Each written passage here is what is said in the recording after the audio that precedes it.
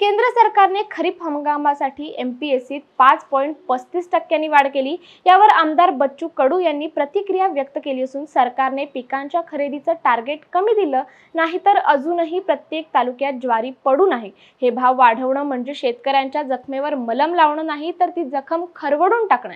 त्यामुळे अशा प्रकारची टिंगलबाजी करणं केंद्र सरकारने थांबवावं अशी टीका बच्चू कडू यांनी केंद्र सरकारवर केली आहे। प्रश्न खरेदी केल्यापेक्षाही जी खरेदी केले जातं तर ज्वारीची खरेदी ठेवली पण टार्गेट कमी दिलं। आता अजूनही प्रत्येक तालुक्यात 2-2, 3-3 हजार क्विंटल ज्वारी तसेच पडून आहे, 20-20 हजार क्विंटल। दुसरं असं का कापसावर 500 रुपये वाढवले म्हणजे पहिले 5% घाटा करून कापसाला विकावं लागतं।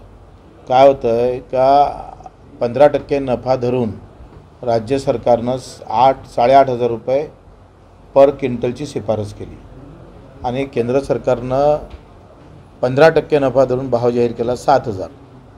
आता राज्य सरकारनं काय केलं माहीत आहे का 15% नफा किमान भेटला पाहिजे असा खर्च जमा करून त्याचं तांत्रिक सगळ्या व्यवस्थेत त्याची डेटा जमा केला आणि त्यानुसार शिफारस केली का 8,500 रुपये क्विंटल भाव भेटले तर किमान 15% नफा भेटेल।